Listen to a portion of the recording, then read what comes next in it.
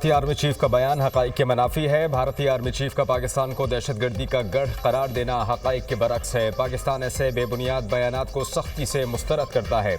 तर्जुमान पाक फौज का भारतीय आर्मी चीफ के बयान पर सख्त रद्द-ए-अमल। कहा कि भारतीय आर्मी चीफ का बयान गड़े मुर्दे उखाड़ने के मुतरादिफ है। बयान मुर्दा घोड़े में जान डालने के अलावा और कुछ नहीं। भारत की जानिब से पाकिस्तान पर इल्ज़ामात अपनी रियासती तशद्दुद पर पर्दा डालना है। पाकिस्तान पर दहशतगर्दी की सरपरस्ती का इल्ज़ाम भारतीय दोखलापन जाहिर करता है। भारतीय मौक़िफ़ दोखलेपन का मुँह बोलता सबूत है। भारतीय बयान अक़लियतों को दबाने की कोशिशों का हिस्सा भी है। इस तरह के सियासी बयानात भारतीय फ़ौज के सियासत में मुलव्विस होने को जाहिर करते हैं। दुनिया भारतीय नफरत आमेज़ बयानात को देख रही है, जिनसे मुसलमानों की नस्लकुशी शुरू हुई। अंदरूनी तौर पर अक़लियतों पर जबर और भारत के बैनुल-अक़वामी जबर से दुनिया की तवज्जो हटाने की कोशिश है। ऐसे सियासी गलत बयानात भारतीय फ़ौज की सियासत ज़दा सोच की अक्कासी करते हैं।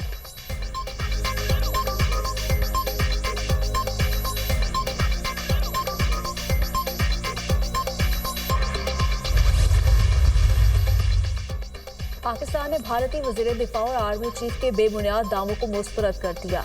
दिल्ली के पास जम्मू कश्मीर और गिलगित बल्तिस्तान के इलाकों पर फर्जी दावे करने का कोई कानूनी अखलाकी हक नहीं। तर्जुमान दफ्तर खारिजा का कहना है, जम्मू कश्मीर बैनुल-अक़वामी तौर पर तस्लीम शुदा मुतनाज़ा इलाका है। जम्मू कश्मीर की हतमी हैसियत का तयन सलामती काउंसिल की करारदादों कश्मीरी अवाम के उमंगों के मुताबिक किया जाना है। भारतीय क़यादत की बयानबाजी इंसानी हकूक़ की संगीन खिलाफ वर्जियों से आलमी तवज्जो नहीं हटा सकती। बयानबाजी की बजाय भारत को गैर मुल्की इलाकों में टारगेटेड कत्ल तखरीबकारी की कार्रवाइयों का अजाला करना चाहिए।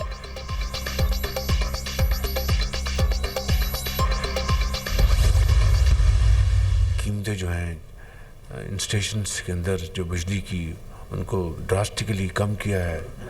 70 रुपये से इन्होंने 40 रुपये, एक बहुत एक मेजर आई थिंक रिडक्शन है, जिससे कि मुझे यकीन है कि जो सरमायाकार जो इन्वेस्टर जो हैं उनको बहुत हौसला मिलेगा। आलूदगी को कम करने के लिए इलेक्ट्रिक व्हीकल्स जैसे इक़दाम सूदमंद हैं। इससे आलूदगी में नुमाया कमी होगी। वज़ीर-ए-आज़म शहबाज शरीफ के इलेक्ट्रिकल व्हीकल्स के फ़रोग़ के हवाले से इजलास में गुफ्तगू। कहा कि सनतों के लिए बिजली की कीमत 70 रुपये से कम करके 40 रुपये यूनिट करना खुशाइंद है। 30 रुपये की कमी बहुत काबिल तारीफ़ है। यकीनन सरमायाकारों को इससे हौसला मिलेगा। इस कल्चर को तेज़ी से फ़रोग़ देना होगा। इजलास से खिताब में वज़ीर-ए-आज़म ने वज़ीर तवानाई और उनकी टीम की सताइश भी की।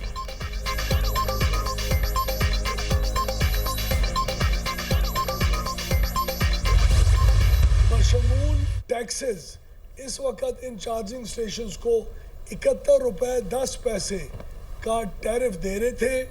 जो डिस्ट्रीब्यूशन कंपनी उनको चार्ज करती थी, उसको रिड्यूस करके तकरीबन 45% कमी करके हम आज 39 रुपये और 70 पैसे का टैरिफ आज का ऐलान कर रहे हैं। इलेक्ट्रिक व्हीकल्स के चार्जिंग स्टेशंस के लिए बिजली की कीमतों में 45% कमी। चार्जिंग स्टेशन के लिए 71 रुपये 10 पैसे का टैरिफ कम करके 39 रुपये 70 पैसे कर दिया। इलेक्ट्रिक चार्जिंग स्टेशन को बिजली 39 रुपये फी यूनिट दी जाएगी। वज़ीर तवानाई अवैस लगारी ने ईवी चार्जिंग स्टेशन के लिए नई पॉलिसी का ऐलान कर दिया। प्रेस कॉन्फ्रेंस करते हुए कहा, हर मोहल्ले में चार्जिंग स्टेशन होगा। कवायद ज़वाबित तय कर लिए। 15 रोज़ में चार्जिंग स्टेशन की इजाज़त मिलेगी। इलेक्ट्रिक व्हीकल्स को फ़रोग़ देने के लिए इक़दाम कर रहे हैं। गर्दिशी गर्जे में 12 अरब रुपए की कमी हुई।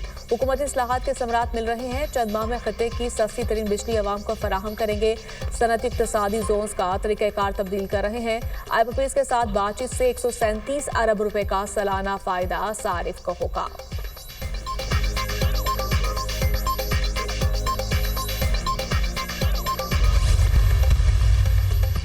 हुकूमत और PTI के दरमियान मुज़ाकरात कल होंगे। PTI की जानिब से तहरीरी मुतालबात पेश किए जाने का इम्कान। मुज़ाकराती कमेटी का इजलास कल 11:30 बजे होगा। चेयरमैन PTI बैरिस्टर गौहर ने मीडिया से गुफ्तगू में कहा, तहरीरी तौर पर मुतालबात हुकूमत के सामने रखेंगे। तवक्को है हुकूमत हमारे मुतालबात पर संजीदगी से गौर करेगी। सियासी कैदियों की रिहाई हर सूरत ज़रूरी है। उम्मीद है यह प्रोसेस जल्द मुकम्मल होगा।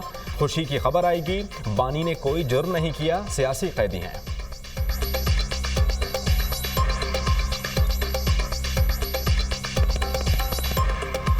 कल मुज़ाकरात के हो रहे हैं इंशाअल्लाह ताला, और कल 3rd सेशन होगा हमारा।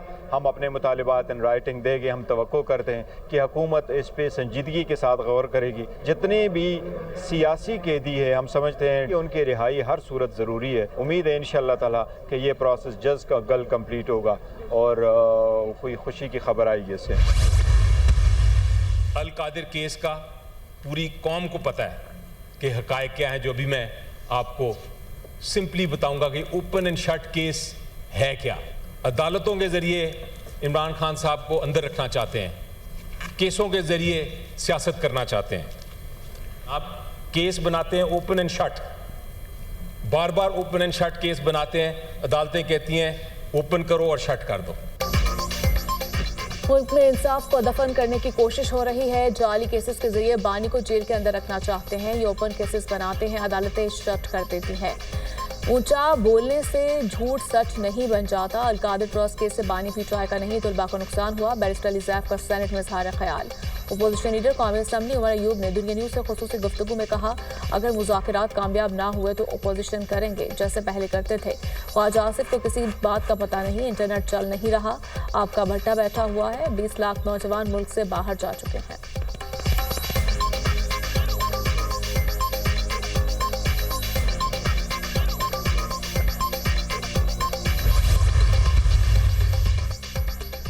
सियासत में इंतकाम का तासुर नहीं होना चाहिए। मेरी ख्वाहिश है कि मसाइल मुज़ाकरात के ज़रिए हल हों। मैं सियासतदान हूँ, इसलिए हमेशा ही मुज़ाकरात का हामी हूँ। माजी में जो कुछ हुआ उसके भी ख़िलाफ़ थे। मैं हमेशा कहता हूँ कि सियासतदानों को गिरफ्तार नहीं करना चाहिए। मुझे पाकिस्तान तहरीक इंसाफ के मुतालबात का इल्म नहीं। सियासतदानों के गलत रवैयों की वजह से पार्लियामान बेमानी हो गई। सियासतदानों का किरदार भी इस हवाले से इत्मीनान बख्श नहीं रहा। सियासतदानों ने जमहूरियत उसूलों पर कॉम्प्रोमाइज़ किया है। हम वो लोग हैं जो नज़रिए की सियासत करते हैं। ट्रंप को क्यों इतना दिमागों पर सवार किया हुआ है? इस खित्ते से अमेरिका शिकस्त खाकर भागा है। सरबराह JUI मौलाना फजल रहमान की मीडिया टॉक। कहा, बलूचिस्तान और खैबर पख्तूनख्वा में हुकूमती रिट खत्म हो चुकी। मुल्क में धांधली से पाक इंतखाबात की जरूरत है।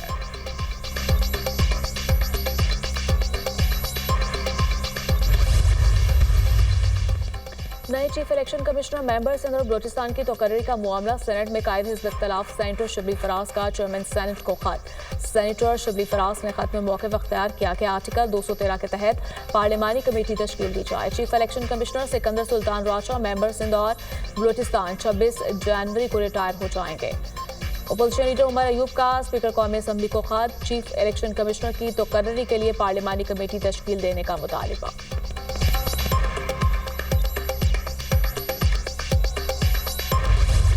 मिलिट्री कोर्ट्स की मौजूदगी को तस्लीम करते हैं। हमने मखमल में लगे पेबंद का जायजा लेना है। जस्टिस जमाल खान मंदुखेल के फौजी अदालतों में सिविलियंस के ट्रायल से मुताल्लिक केस में रिमार्क्स।